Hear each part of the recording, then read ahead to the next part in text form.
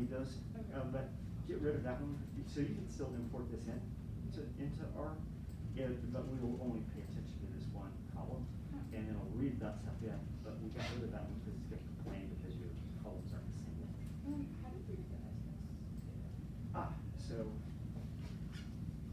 if you know what, so put that one back.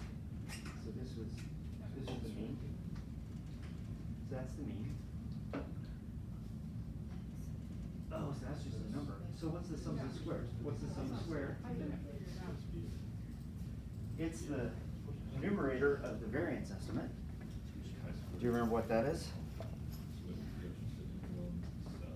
So the sum of square, it's the sum of the square deviations from the mean. So it's the given data point minus the mean squared, add it all up. So this column, this is just that minus the mean squared.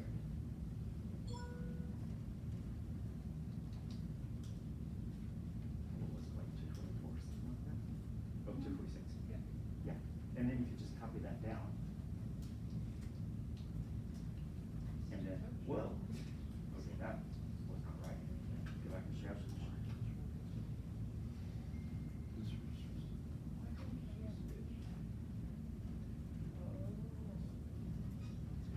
Oh, I know what the problem is. Make that a non-moving cell reference, so $, from the C, $, from the 18. That was the problem. Yep.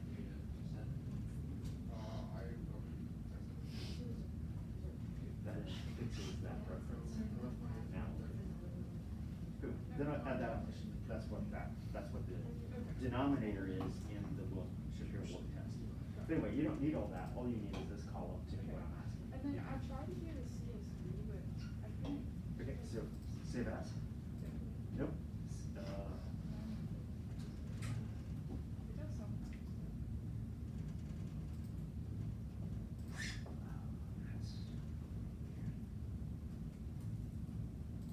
I think you did this one last time.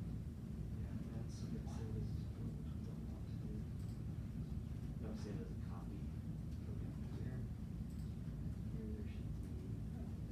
there should be. Yeah, question. So I was trying to make the mean into a column so that I can make here. Yeah, all you need is the data file, Okay. and then you need the command that will run Shapiro Wilk test. Oh, So you can do this in 3 lines of code in R, as opposed to doing all these crazy calculations. right, and it just You can do the looks at that. calculations by hand, you can do the calculations in Excel. If you're in R, it's just a couple of keystrokes. Okay. Well, more than a couple, several keystrokes, but it's much easier to do. So there's a way. So go to the internet and say, how do you conduct a Shapiro Wilk test in R? So, this is what I'm Okay, don't put that in quotes. Because it's not in quotes up here, so it's just the name. Try that. Oh, no. Try, get red and DAP, correct? DAP $chi. Why did it say chi at the top? I think that was just what I named it. Okay, all right. DAP $chi, that's a column. That's a column head. It's up here. DAP $. So remember, in a data frame, you reference columns. If your data frame is DAP, $sign tells you which column. You've named your column chi. So you have to tell it what column within that data frame you want it to do. Boom, there it goes. Cool. I did that as a trigger. What was that? I did that in the email. Did you give your column a name? Yeah. Okay, but it's I.y. Anytime you put spaces in your column names, it's going to convert the spaces to dots. Do you have a question? Oh, no, I think I got it. You did get it. Yeah. So how would you serve for the Y here? It's just Y. Okay. Yeah, that was the Y. 'Cause that's what you put at the top Yeah. of your data. That's one of the reasons I like to look at my data frame, is it reminds me of what my column Yeah. heads are. Okay. Was, I'm trying to get my file together and I can't, it keeps on my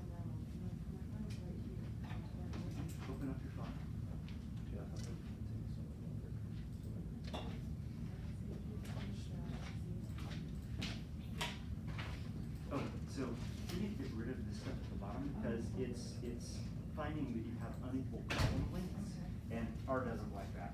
R likes to have everything square. How's everybody else doing? So, unless you want the Y. I just need that column. You just need that. Don't need all the rest of it. This is how you calculate it by hand. Yep. You drew the high joker, so you're up when you are up. Which CSV should we save it as? The least complicated one, the one that's Comma closed down. delimited? Yep, just comma delimited values, or comma separated values. Okay. Delete that, just do Y. Now say that again. Does it say just comma separated values? Now change that to Y. Alright,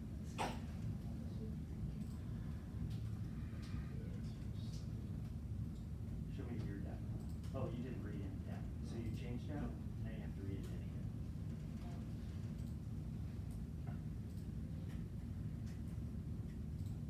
Oh, what the heck is that still doing? We can pull up your bit file again.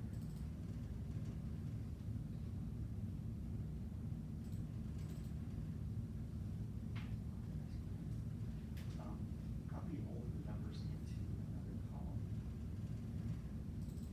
So I like, this is another trick.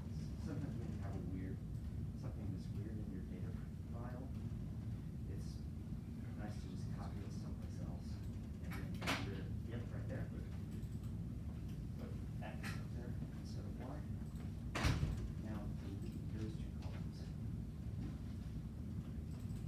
Nope, just delete them, go to your delete thing. Expand your window so you can see your options. Delete. Column. Sheet. Now delete the first column. That's the same way. This is doing something other than preparing Excel, now save it again. Okay, now, reload it. Do you read your, what's up? No, you don't. That's good. Now try that. Now let's see that. What the heck?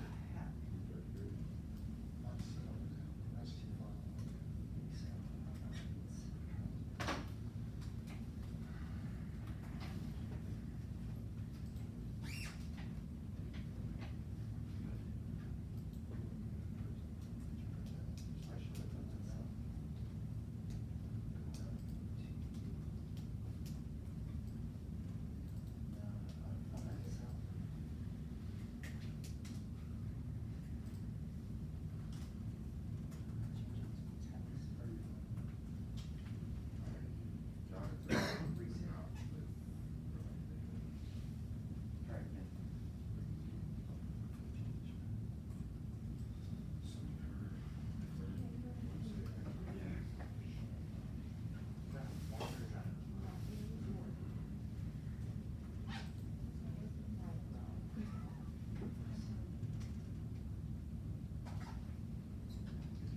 Oh yeah, so you just have an X in there, so you put the on the top.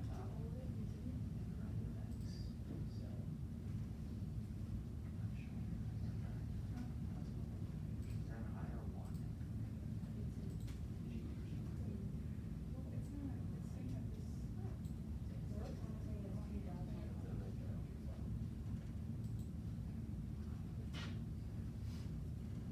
All we're doing is reading it in, right? What do you mean? Like we just read in the file, that's all we do? And then you do a Shapiro-Wilk test on it. Oh.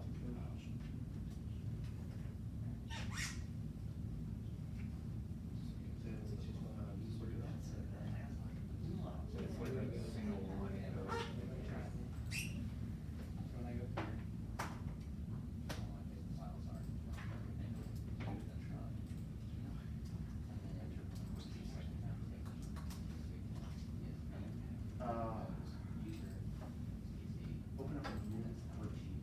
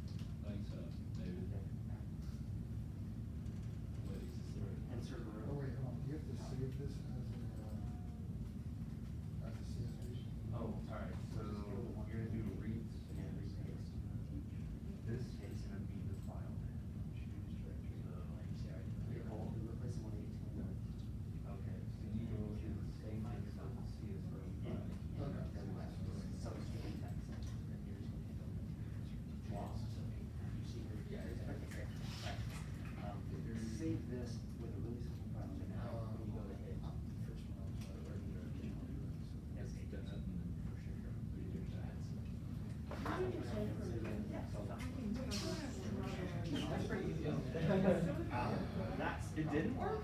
It is a nice name. Straight, old fashioned house of regulars. Alright, save that. Go back to R. Now you can read it because he has a new file. Well, I was following the directions he was. Oh, so it should be read it. Now, we're done. See what else is on? Boom, that was the problem. Let's say that's used.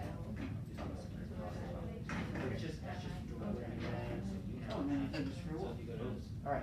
So now your directory is set to where that's Alright. at the file. So now you need to load it in. We got it all ready. Yes, there you go. All find it out on your own, don't ask them. Was I Google it or?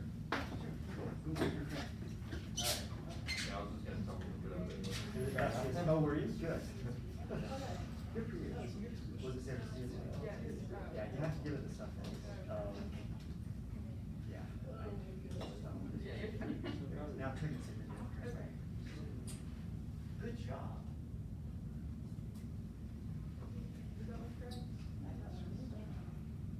Yeah, with that. Okay, so, you need to trim all of these lines off the bottom, because it's now not a square matrix. Go back to your CSV file. Just highlight a bunch of these rows and make them big. Yeah, but it's got all those NAs, so it's really frozen. So just highlight a bunch of rows, yeah, leave rows, and then reset.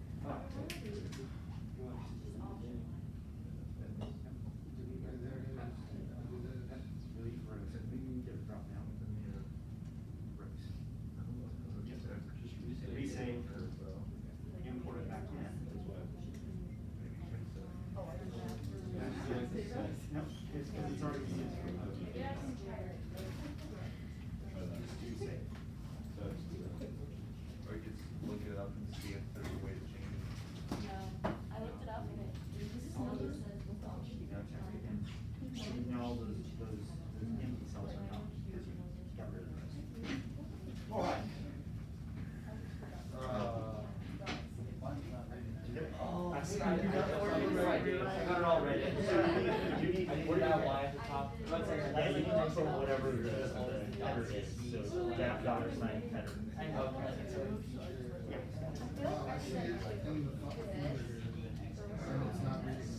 Excel file.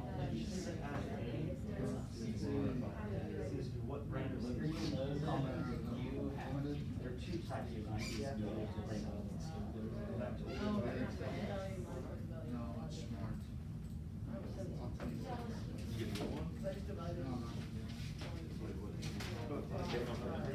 No, I just, I Put a remember. header, give back all the names, Oh, I just insert a row. Insert here.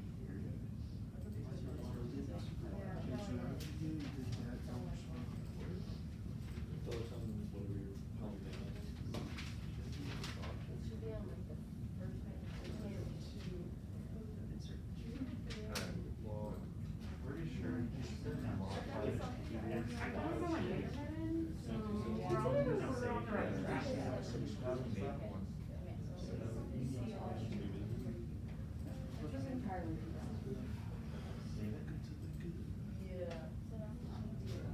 But you had this chart one, right?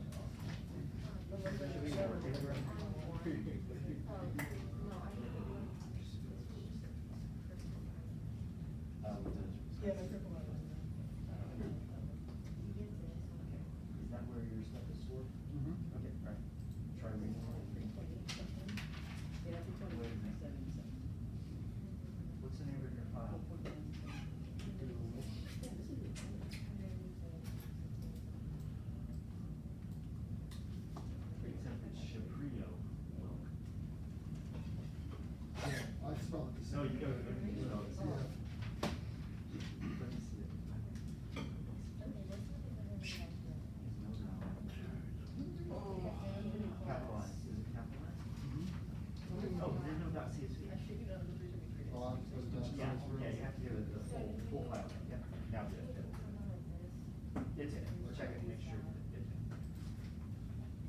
Run a spiel, well, that's on that day. How's it going? I got it all ready and I changed it to have the header. Oh, so you just need Y. And it's telling you, what it needs. Oh, Dash. perfect. Nope, dash. That dollar sign one. Oh, Yeah. perfect, got you. Dash. Okay, so- Also, why do you do everything as that, just out of curiosity? Just makes it easy if I moved, if I need to do another linear regression after I've already done linear regression. Right. If I name everything that all the time, I don't have to go through the whole script and change the data frame. For sure, okay. So it's just a convenience. Yeah, and then so, what's the P? It's the probability of saying that the data are different from normal when they're not. Gotcha, so now I have to evaluate this and. That just tells you the answer. So another thing. What is it telling me there though? So that's giving me the critical value. So it's giving you that.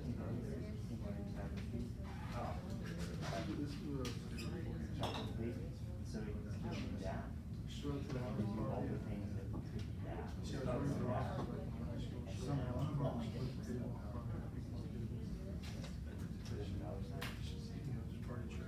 Why? Because it shows that that's an answer. But So the P, so. type one error rate is saying two things are different when they're not. Right. In normality, it's saying that the data differ from normality when they don't. Okay. So the data are normal because you could say, sorry. Yeah, like I'm saying, how would I interpret that? So if you say that the data are different from normal, you have a 22% chance of being wrong. Gotcha. Okay. Well, you don't want to be wrong 22% of the time. You want to Right. be wrong less than 5%. 5%. Yeah. Okay. Any other questions? No, I was just like, it's still not working the function to do it now. I found it and like actually. That's for Windows. Yeah, so I'm wondering if I should edit it to be off. Sure. But I wasn't sure like is there like a type option? I don't know. It's like a I've never symbol, done I this. think. Is this what's on? Yeah, I went up to. Because you don't have a, there's not an all. Right, that's the rule. Sorry? Yeah, that's the rule. Yeah, I Oh, don't, just. it's just, Just.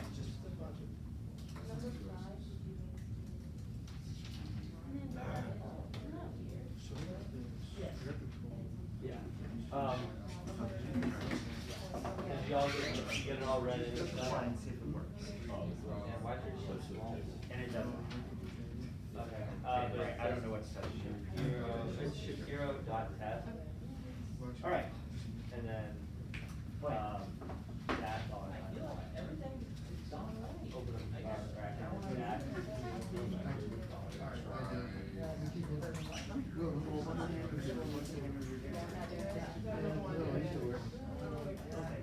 Sorry, I got it small. Yeah. Go to your Excel file. CSV, Yes. You should run it, see it, it should like give you an output.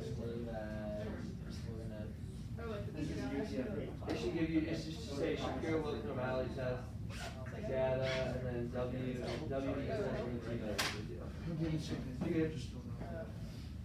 Yes.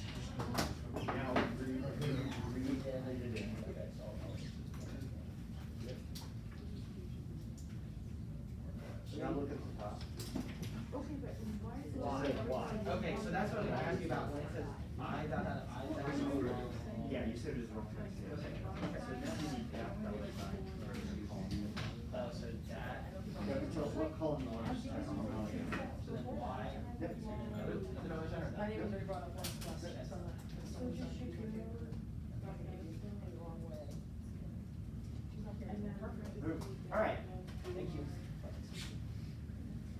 Did everybody get that done? Was that chaotic? Yeah. What was chaotic about it? If you messed up on one step, the next step is not going to. Okay, yeah, so whenever I try and do art, my intention was not to talk about a lot about art today, but I feel like we should probably. Whenever you're trying to get R to do something, inevitably R is going to tell you, no, I'm not gonna do that for you. Just kind of get used to that, and it's a series of trial and error, and you're going to learn what certain hallmarks are of what's going wrong. So the first thing that you have to always do which I think you guys have gotten over now, and I'm very happy about that. You guys are doing a very good job now of figuring out where the heck you are in your computer in terms of where you're working. So I'm not getting a lot of object not found because you're trying to access something that is not in your working directory, and that's great. And then you're getting to the read.csv section. And when you go to Excel, where you're building your data files, and you do save as, you have two choices. They give you choices like kind of from most modern to least modern. And one of your CSV, a comma separated values file,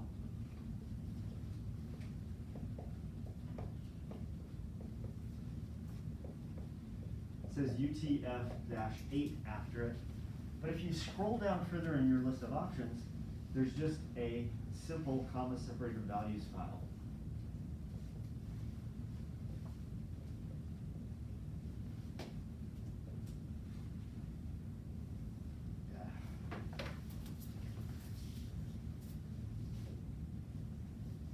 This is the one that you want, not this one. A number of you, when you got it read in, when you look at the header, it gave you an I with an umlaut over it, 2 dots, and then whatever your header name was.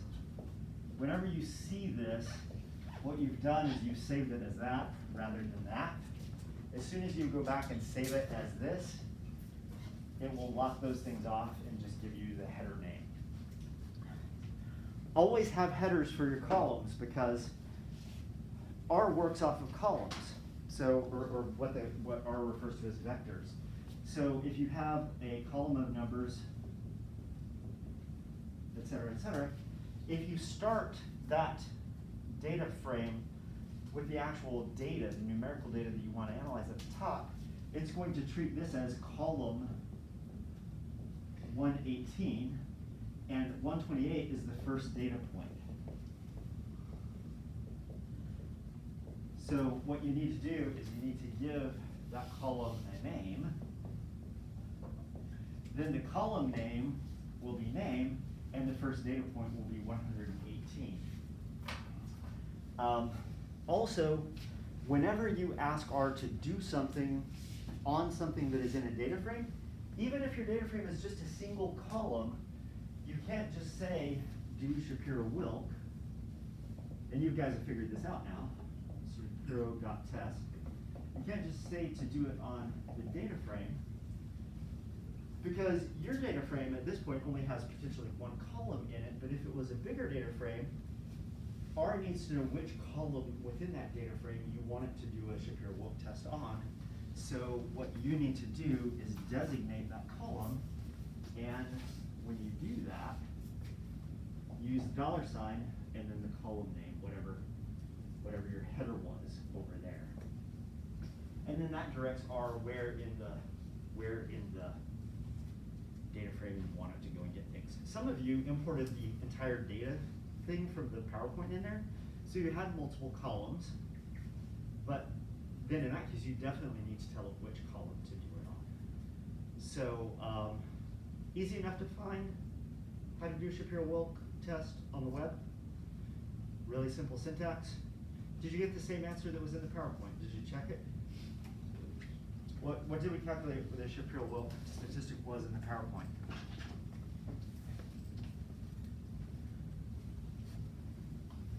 Yeah. Oh, you still can't pay your slip. That's why.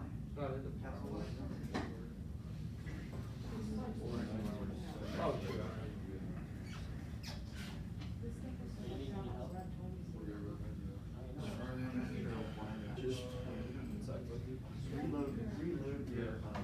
Reload your data. Wait.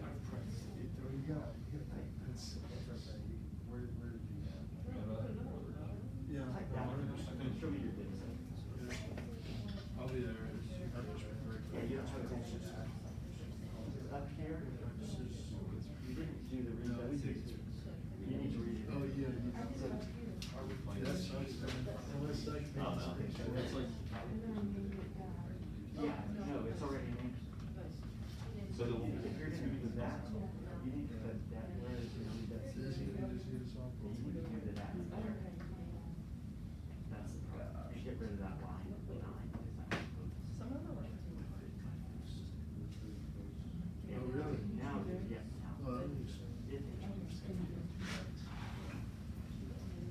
find the Shapiro-Wilk test?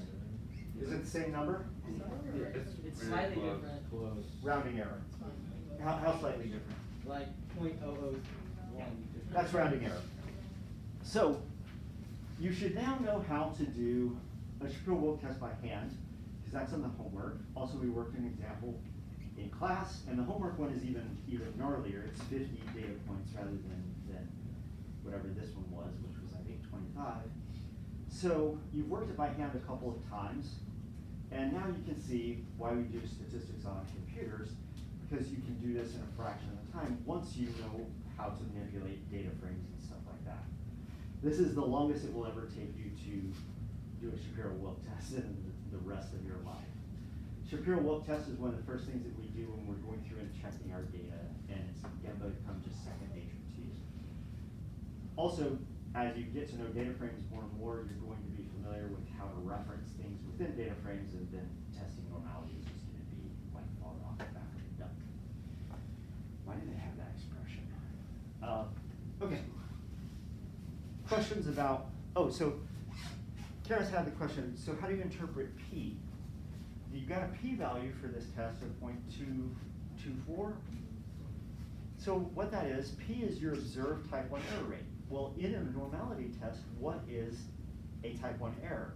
A type 1 error is saying that your data deviate from normality when in reality that they don't. So in this case, if you say that this data set is not normal, you have a 22.5% chance of saying that. When in reality, that's not, you don't want to make that mistake 22% of the time. You want to make that mistake less than 5% of the time.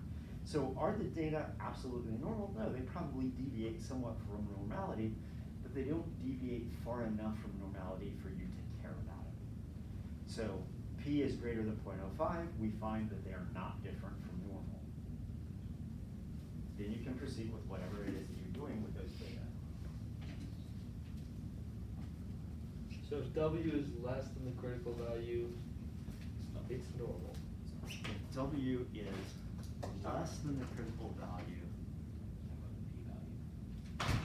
Yeah, no, I'm talking about W value though. it is, I have to go back and look at the instructions. Well, it's less than or equal to the critical value. Yeah, if it's less than, it's not normal.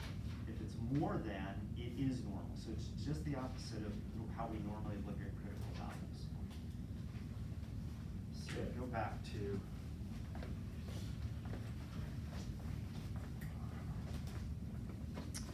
I will now take over the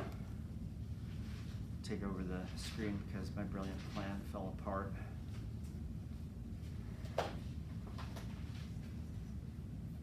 So much for brilliant plans.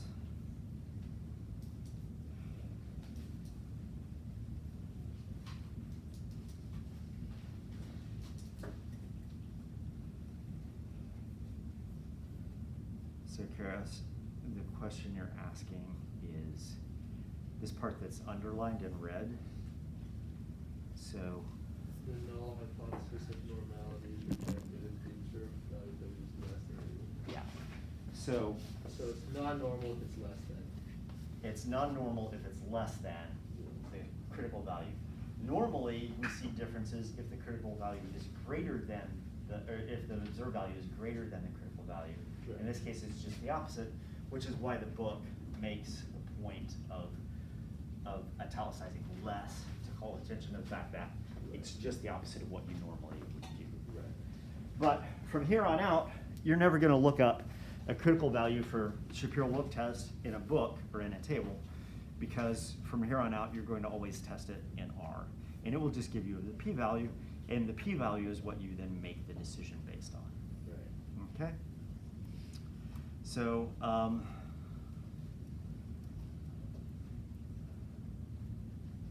yeah, 9277, and what was the value that you guys calculated on the computer? 94423. 94423. I got 92776.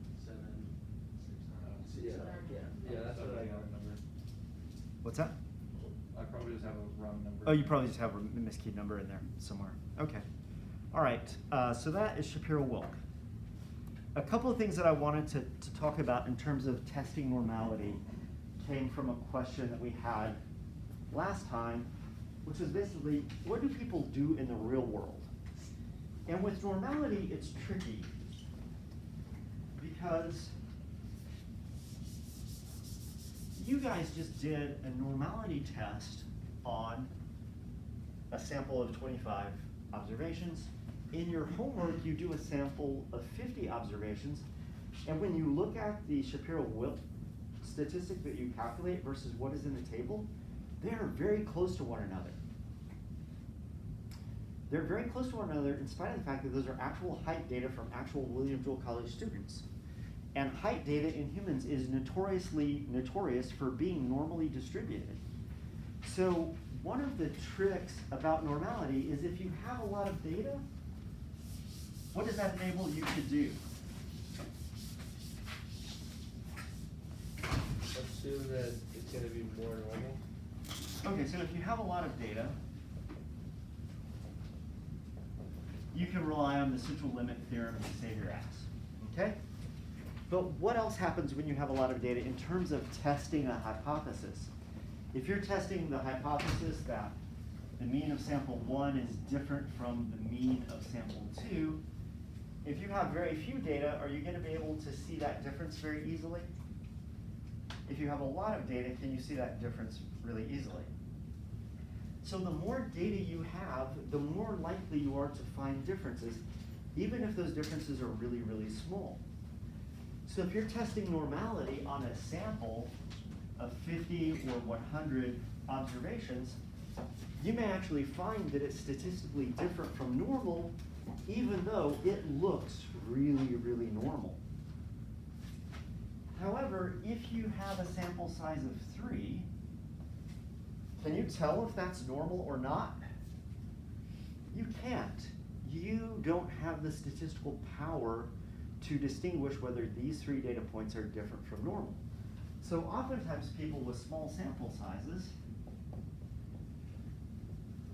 they will do a Shapiro-Wilk test,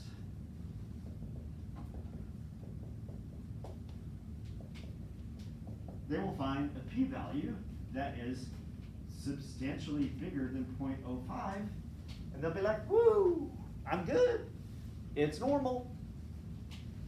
When in reality, it probably isn't normal. It's just that you can't tell that it's not normal because you have a crappy small sample size. You lack the statistical power to detect a deviation from normality because you have small sample size.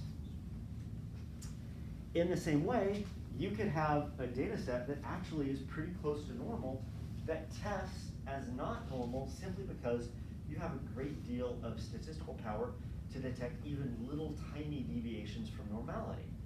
That doesn't mean that your data set is not normal, it just means that you have a great deal of statistical power to test to see if it's normal or not. So you have to bring a critical mind to the results that you get. Am I not seeing a deviation from normality because it really is normally distributed data? Or am I not seeing a deviation from normality because I don't have a sample size big enough to detect that? If the answer is the second answer, you can't just go blindly on, because if your sample size is small enough that you can't detect deviations from normality, guess what? It's also small enough that you can't do something else that we want to do.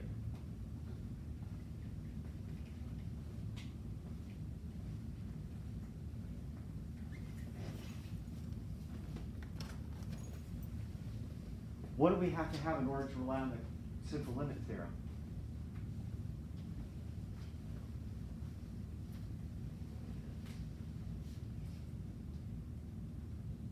In order for central limit theorem to work, what do we have to have? Sample size at least 30. You have to have a sample size that is reasonably large. In the textbooks, it will generally say at least 30. From your simulations, when you did the homework on this, do you really need 30 for it to start looking normal? No, what do you need? 8. Yeah, 10, 6, you know, not very much at all. in order to start being able to trust in the central limit theorem. So, if you have a sample size of 3, you do Shapiro-Wilk, you get a p of 0.224, you can't just celebrate fireworks or anything else, because this result that says the data are normal is just bullshit. You just don't have enough data to know the answer to the question. And consequently, also, because you have this, the central limit theorem doesn't work particularly well at that size. If you have n of 30, you run the Shapiro-Wilk, you find that p is 0.224, you can feel pretty confident that that's a good result. And the other thing is you don't even have to worry about it that much because the central limit theorem works at this point. Now you have a sample size of 100. You do a Shapiro-Wilk test and you find that p is less than 0.05. You're like, oh crap, my data are not normal.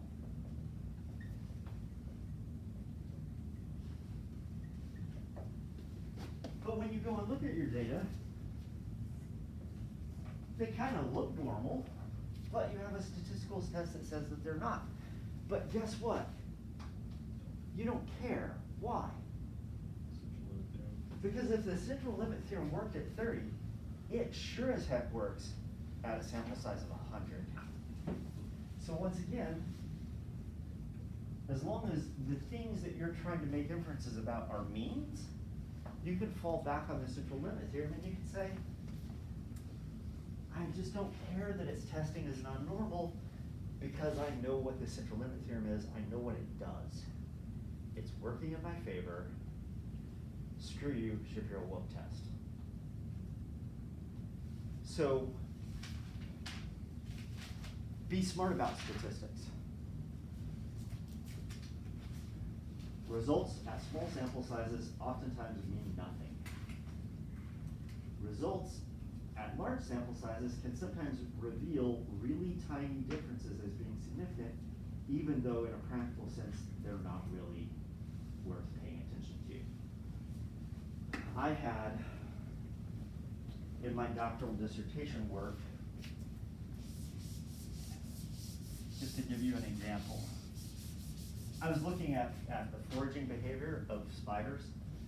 I know, you're thinking to yourself, why on earth would somebody spend time doing that? But basically there's an idea in ecology that individuals will behave differently when they're eating a single prey item versus when they gather up a bunch of prey items and are trying to consume a bunch of prey items all at once. So I had created an experiment where I would give spiders 1 cricket, 2 crickets, 3 crickets, 4 crickets, 5, 6, 7, 8. Up to 8 crickets. Spiders can gather up and capture these crickets relatively quickly, and they ball them up in a big ball and they start chewing on them. And they're sucking all the juices out of them. I also had a set of crickets that I had raised up such that 1 cricket was the size of 1 cricket, 1 cricket was the size of 2 littler crickets, 1 cricket was the size of 3 littler crickets, 1 cricket, 1 cricket, 1 cricket, 1 cricket, 1 cricket, but I had fed them and raised them up so that they were all kind of equivalent. This 1 cricket was equivalent in size and mass to 8 crickets. What the theory says in foraging theory is that spiders should treat these 8 crickets differently than it treats these 1 crickets. And on the y-axis I had the mass that was removed from these crickets. And it was so clean data. It was a nice linear line, and the data were just distributed right along the line. Really tight, really narrow confidence intervals around the slope of the line. And I did this for the multiple cricket case, and I did this for the single cricket case. And when I plotted it, you can't see a difference between the lines. Like you can blow it up on the computer screen and you look for the distance between the lines, and you can't see it. Like it's impossible to visualize it. And in my dissertation, you look at it, it's like, are there 2 lines there? But I had 400 trials in this treatment, and I had 400 trials in this treatment. And because I had crushed this thing with way more sample size than I needed, because I was an idiot back then and I really didn't know as much about statistics as I do now, I found that these were statistically different.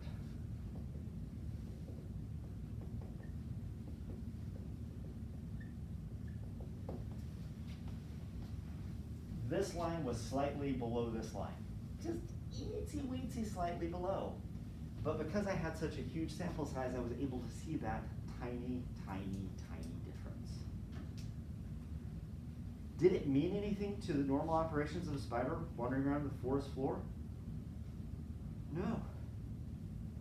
Absolutely. That difference was so small that the only person who might at all be interested in it was me. And all I was interested in was that I had to explain to my doctoral dissertation committee that I had found a difference that didn't really matter. So sample size is crucially important. You can go overboard with sample size because you can produce a result that is statistically different, but in terms of the real world, these differences don't really matter.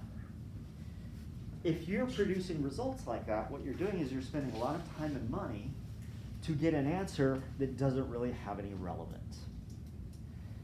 Just as bad is not collecting enough data such that you know that there's a difference there that you can't detect statistically that would have real world implications, but you can't detect it because you didn't get a sample size that was big enough. So the sample size that you choose for a particular study is crucially important because it influences kind of what you can do with the data. If the sample size is too small, you can't do anything with the data because you're not going to have any differences to report.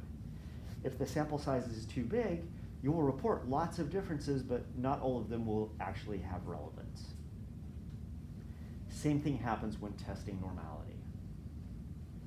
Small samples, a non-significant test of normality doesn't mean anything. It doesn't mean that your data are normal. It really just means that you don't have the power to detect deviations from normality. If you have a really big sample size, you might detect a deviation from normality, but it doesn't really matter because you can always fall back on the central limit theorem.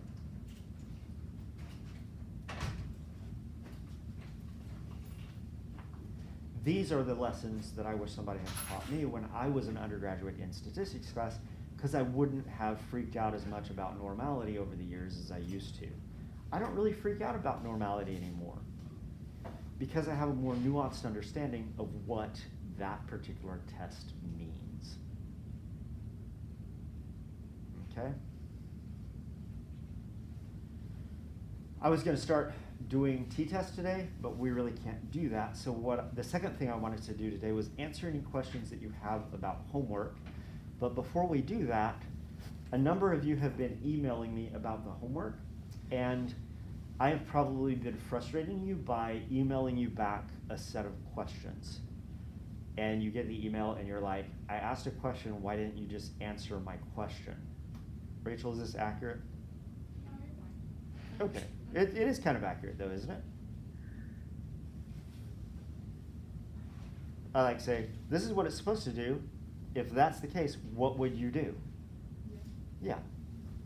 I do that because I want you to be figuring these things out on your own. So I'll ask you, I'll give you a little bit of information, and then I'll ask you one or two leading questions that I want you to think about that will hopefully trigger those things in your brain from class that allow you to figure out what the answer to your question was on your own, rather than me just giving you the answer, because if I just give you the answer, you don't learn how to think through the process. So I know it can be a little bit frustrating at times.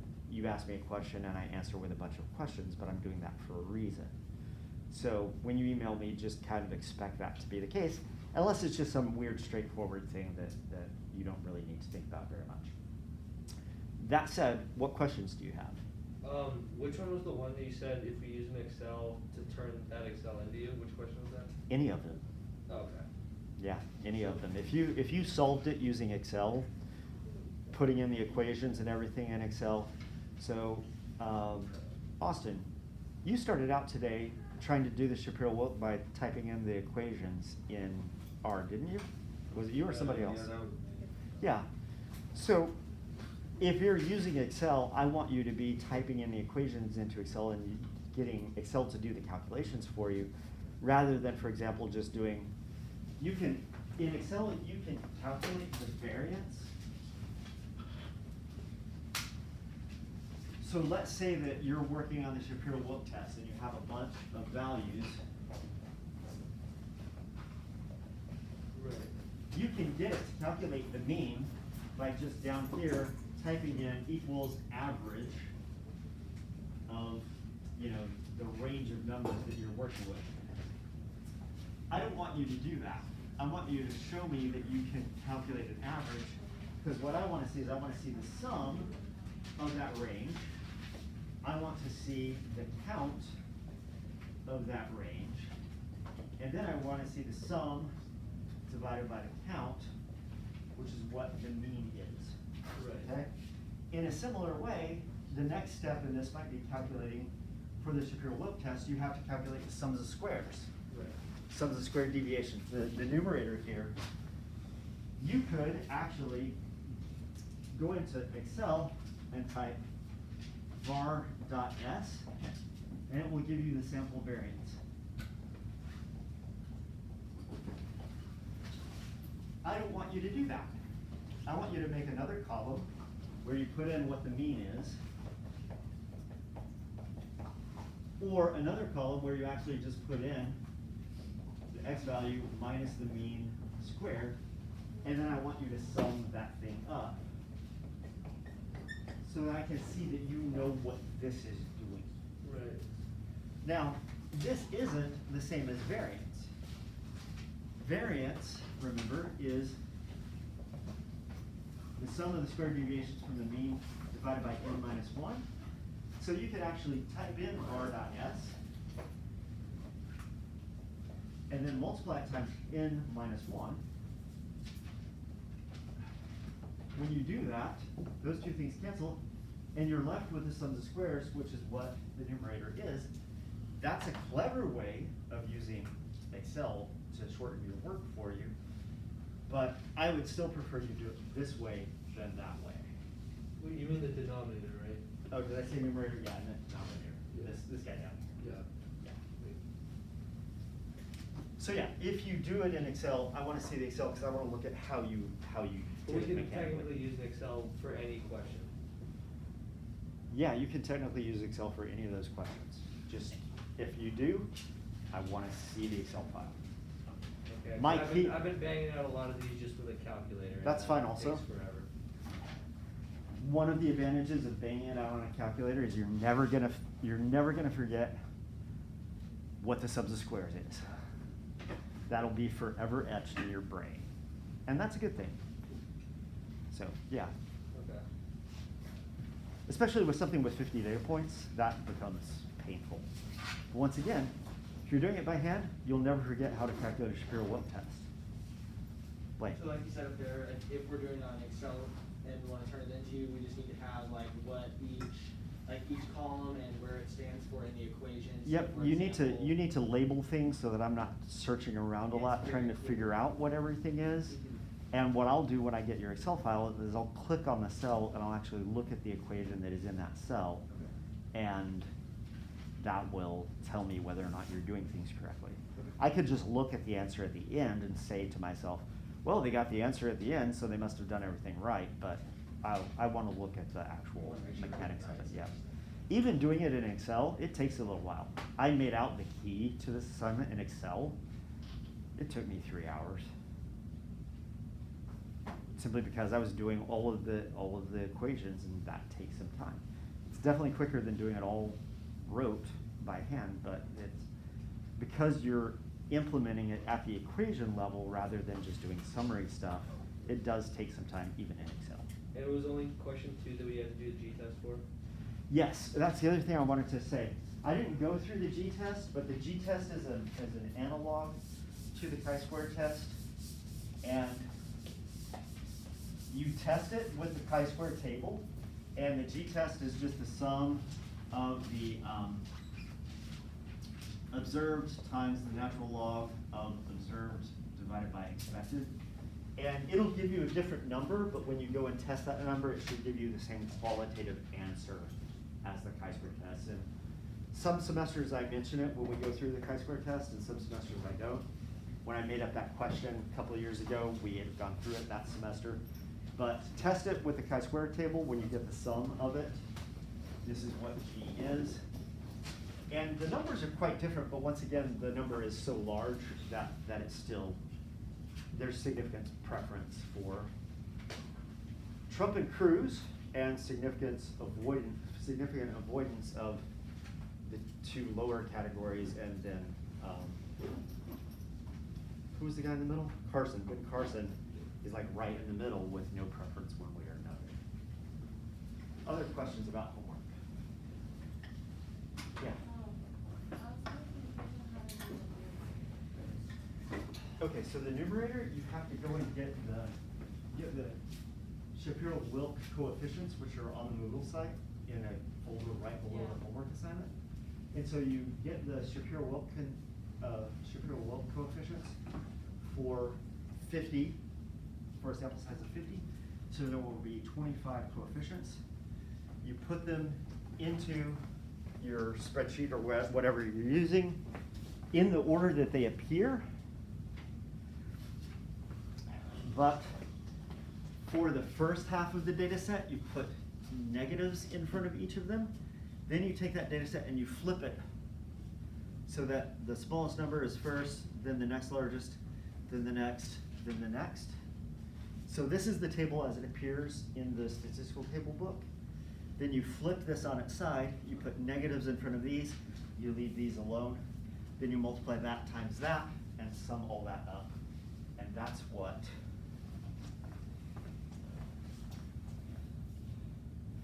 that numerator is.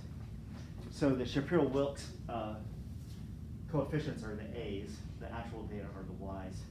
Multiply those together, sum it up, and square it. And that's what the numerator is. And then the denominator is just the sums and square deviations. Can you go back to that chart? Just like This one? yeah. How do you get the YI? Oh, so the first step you have to do when you get your data set, you have to reorder it so that it's in order from smallest to largest. Okay. Y sub I, in this case, the book that I took this example for, they always use Y for whatever the response variable is. And then the I is just the number and the sequence.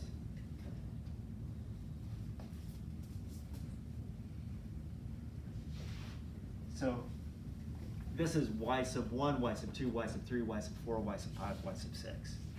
7, 8, 9, 10, 11, all the way up to whatever your sample size is. So I goes from 1 to whatever your sample size is. So it's just a counting thing.